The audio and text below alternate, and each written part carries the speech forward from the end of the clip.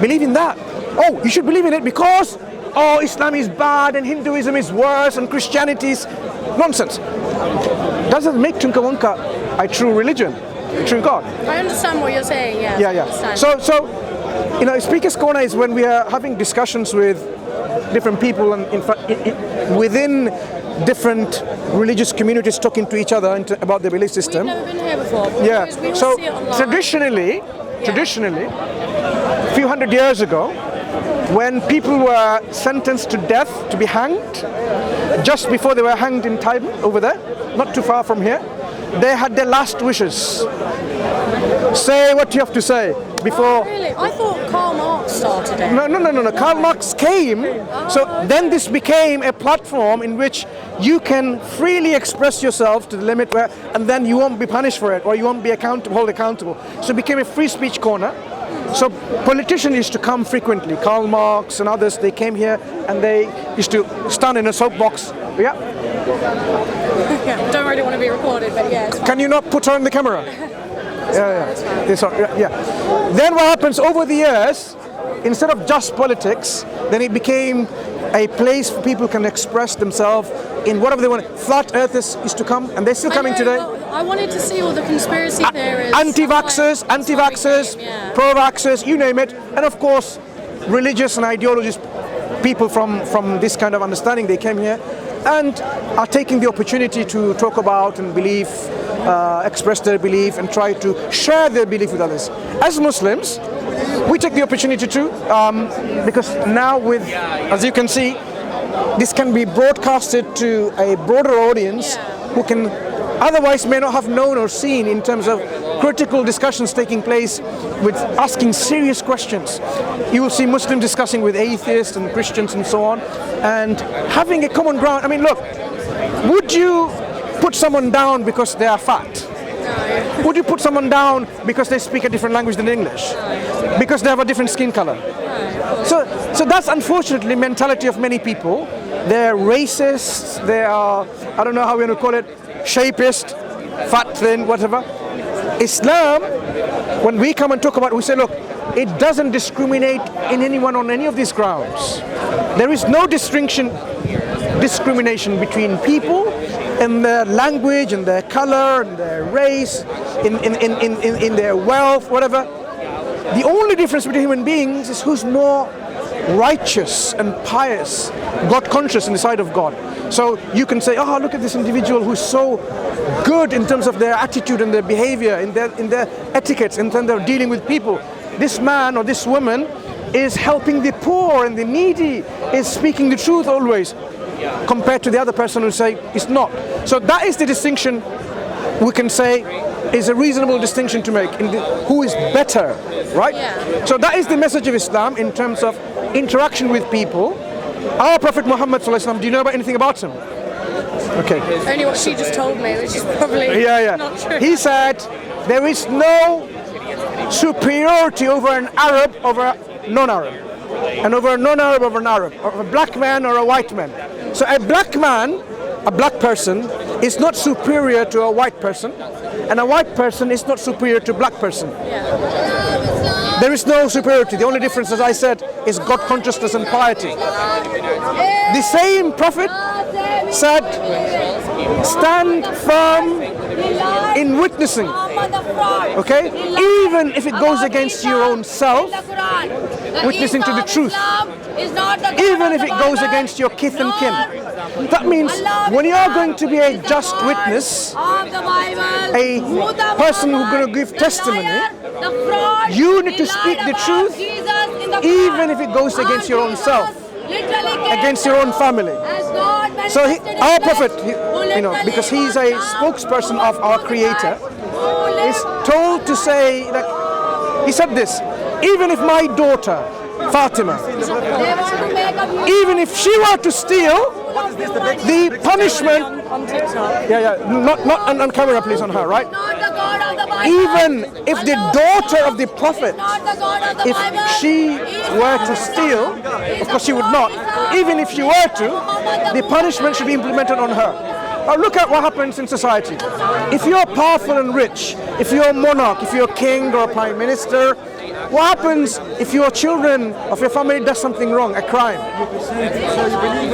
Right? Yeah, they all- It's like the law doesn't apply to you. You bribe the law system so that the punishment is not implemented. That's what people do.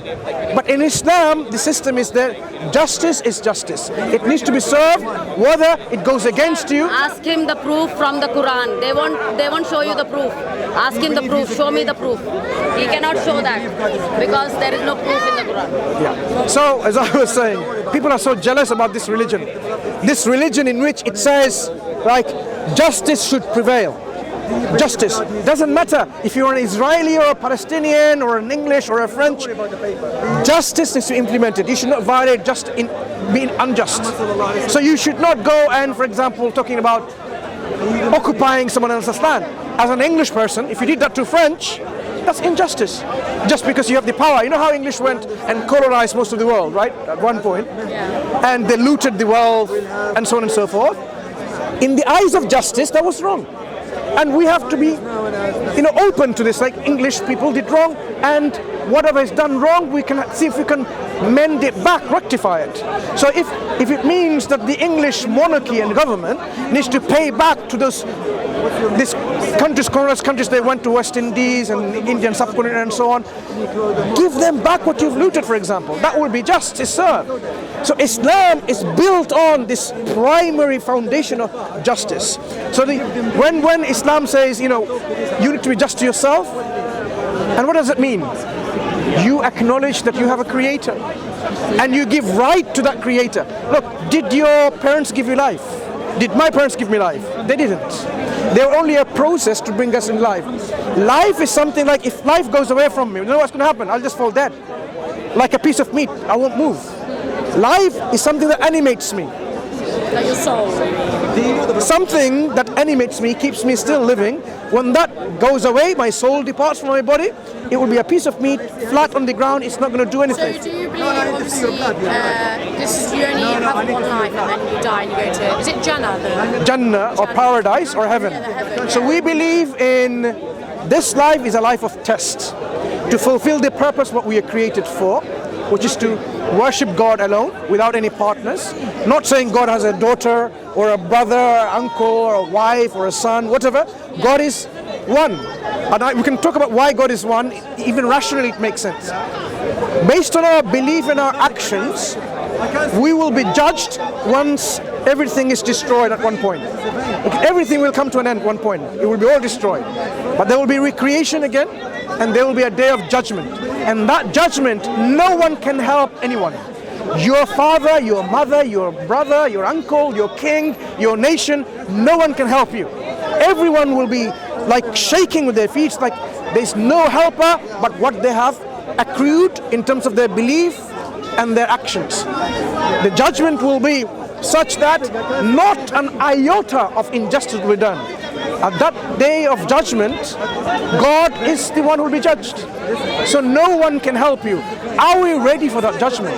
Did we fulfill our obligation? Did we actually give the right to our Creator why we are created for? So when I talk about life, sometimes people don't talk about it. People know for sure we're going to die, right? I'm going to die for sure, and you're going to die for sure. This belief that I'm going to live forever is a belief in the heart which indicates to you that there will be a life where there will be life forever. It's there already in you, but not in this life. So in heaven, there will be life forever. Or in hell, there will be life forever. So we don't want to go to a hell where there's life forever and punishment. Don't you think that's a terrifying idea that you would live forever? If you either went to heaven or hell, like that's Hell is terrifying. But even in heaven, Okay. you want to live forever. Let's when you're happy, when you're immersed in joy and happiness, do you feel bored?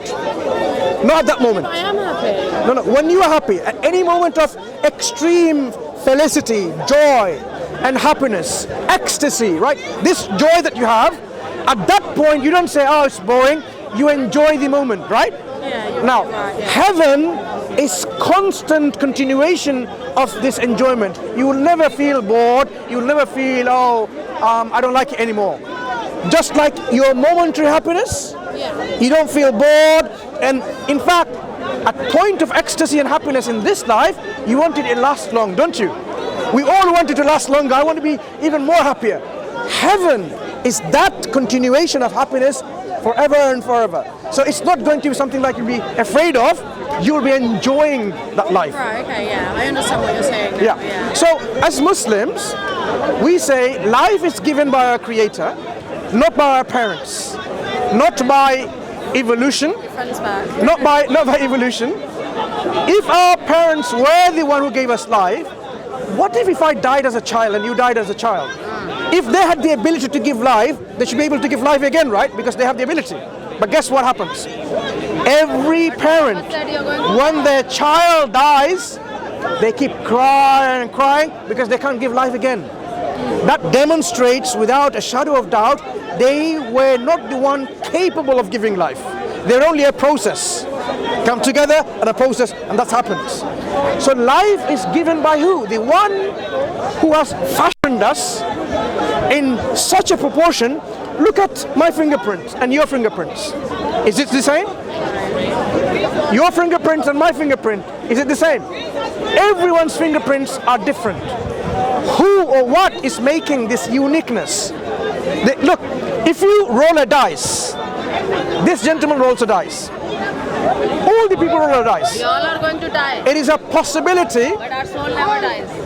It's a possibility that you might get 1.1, and he might get 1 as well, right? Yeah. Right, isn't it? By chance. If it was by chance, everyone's fingerprint should have been at least 2 or 3 or 5 or 100 fingerprints should be the same. But it doesn't happen. If you roll a dice by chance, No fingerprint is same. excuse me. No fingerprint is same. If you roll a dice, Everybody is unique. by chance, 2 dice can have the same number. 6, 5, 5, and so on. By chance. But fingerprints, always unique. That tells us again, this is not by chance. It's by intentional design. Intentional design can only come from what? An intentional designer. These are enough evidence for us to be convinced of a creator who created us. You see, you can go to science and philosophy, both can tell you and convince you there is a creator. You know, when some people say, I don't believe in God, guess what happens? When they're about to die, like a plane, and then it says, pilot says, we've lost our engines. Yeah, They that's don't, true. at that time, they don't say, oh, Teenage Ninja Mutant Turtles, save me. Oh, Superman Clark Kent, save me. Do you know who they turn to? That's true, yeah. They turn to God. I never said I didn't believe in God. Now, there are people, if you ask them, they will say, no, I don't believe in God. The same people, when in a situation like this, they turn to God that they believe doesn't exist. Why? So in our heart, in our mind, in our intuition, basically it's called internal natural disposition. A fitra is the Arabic word, in which we know that our Creator exists. And we know our Creator is worthy of our thanks and our praises and our gratitude. When we say about gratitude, if I was walking on the street, right?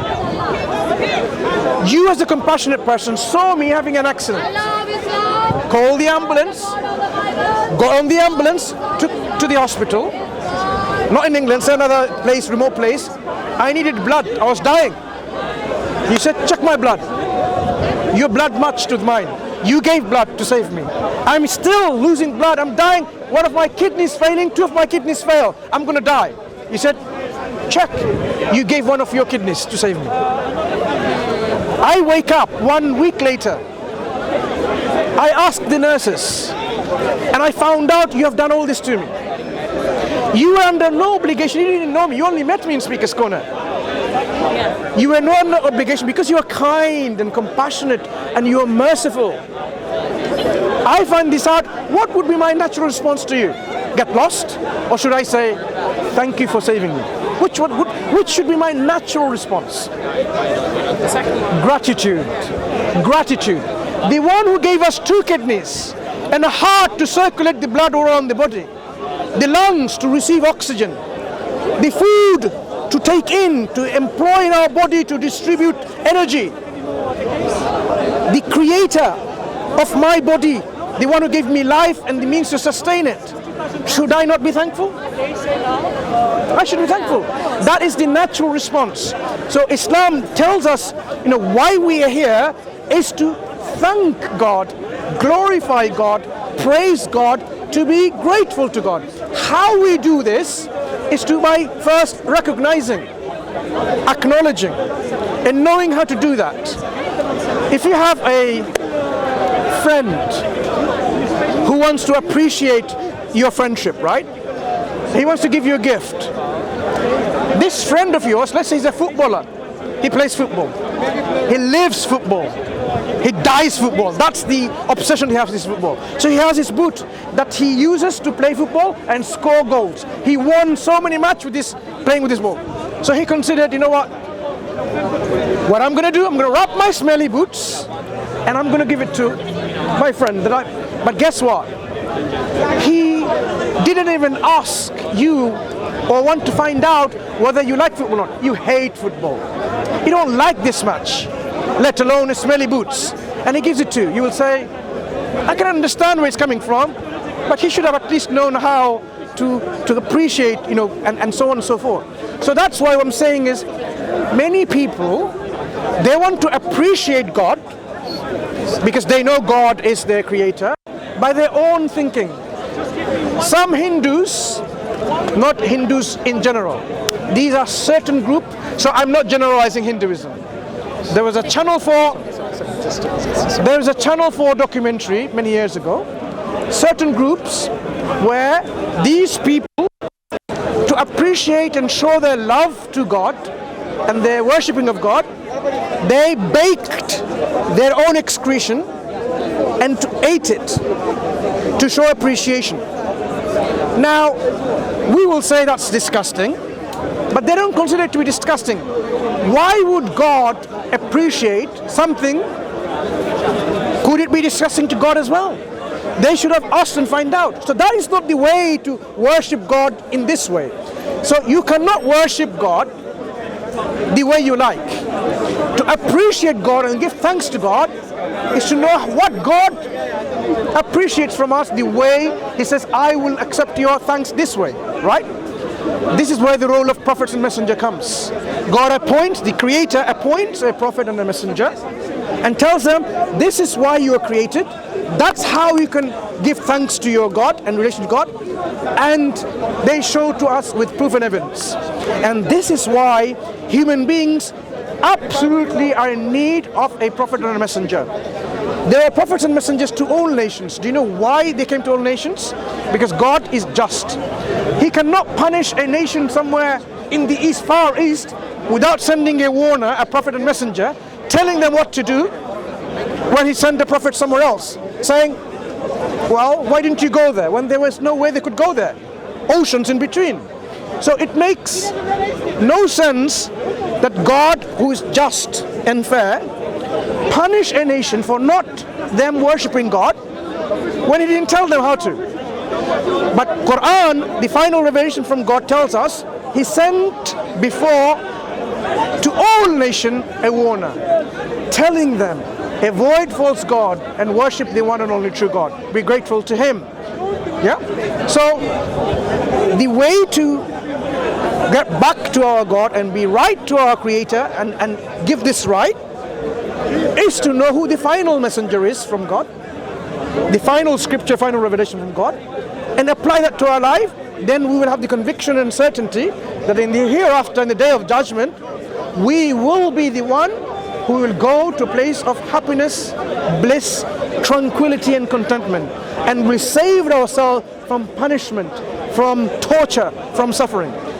God already sent His final messenger, Prophet Muhammad. His name is Muhammad from Arabia, sallallahu alaihi wasallam, and he was giving the Quran a guidance for all mankind, for all times. The difference between him and all the other prophets is he is the final messenger with the final book, because there is no need anymore now, as humanity has come to a world is a small village now, to a point where the message has reached